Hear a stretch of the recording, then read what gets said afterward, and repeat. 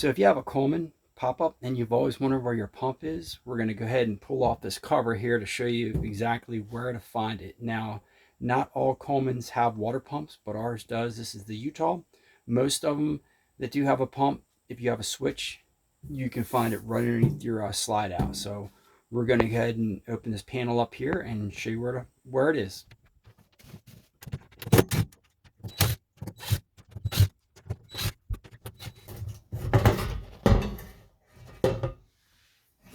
Now we pulled off the cover and found the pump right here on the left side, closest to our fridge and stovetop. And this is right where your slide out is. At least it was on ours, on the Utah. So once you pull out the cover, you'll have your pump. And if you have to do any service or maintenance, you can.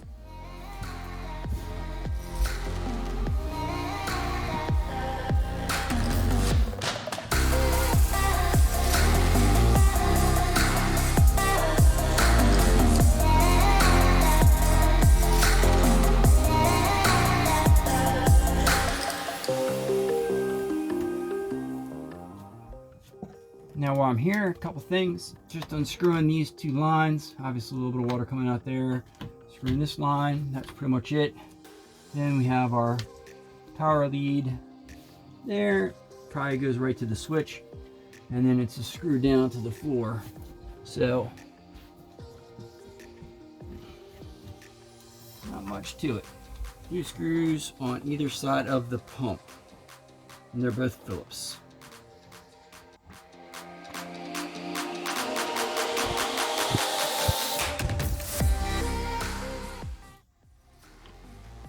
Make that 3 screws.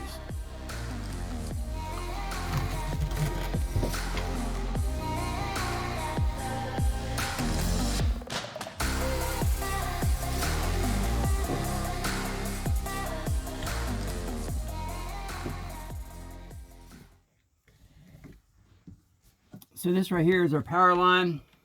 You know that because it has actually a fuse in line, which is pretty cool.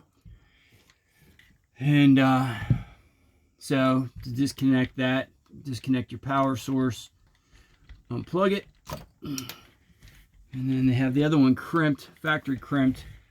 So we can, we'll just have to pull that apart and undo the wiring there, or we can just cut it, either one. And this is the SureFlow diaphragm pump, and we're gonna go ahead and replace that with a newer, quieter version. And just to show you this connector here, so these are basically the crimp connectors. They're just folded over, so you just unfold it, and then if you can, basically get a screwdriver and open this up. Basically there's a piece of metal in there that cuts in on both lines, which more or less connects them. So once you get it open like this, then you can just pull off your liners. This is the little piece of metal here that is in that. And I'm not a big fan of these. They work, but now we disconnect it. So I'm going to actually put a normal connector on there that we can plug in or unplug, but then shrink wrap it so it's just easier to manage and maintain. But clearly that's worked since the trailer was purchased in 1999. Okay, today we're going to go ahead and replace the SureFlow pump with a, this was the original one, was a 2.8 gallons per minute with a 45 PSI. Going to replace it with an updated SureFlow, which is actually a little bit quieter. And this is 3 gallons per minute, and then it's 55 PSI for the pressure itself. And this one's a little bit quieter. The original one had a inline filter on it, just like a screen filter.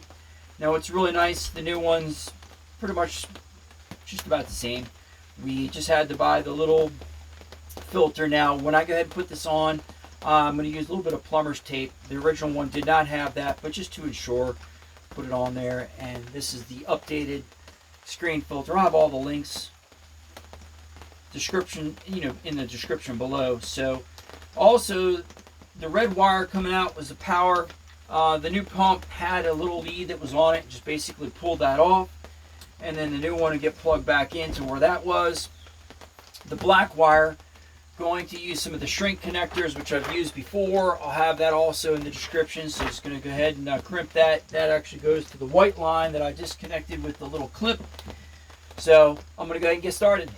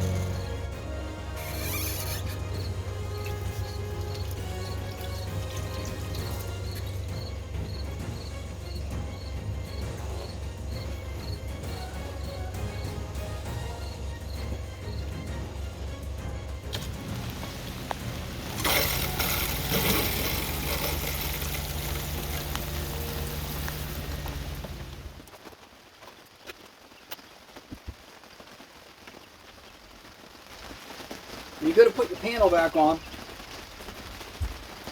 you have two of these which they're a little bit longer and they basically are going right into metal. That's what the end of that is, so hopefully that shows up.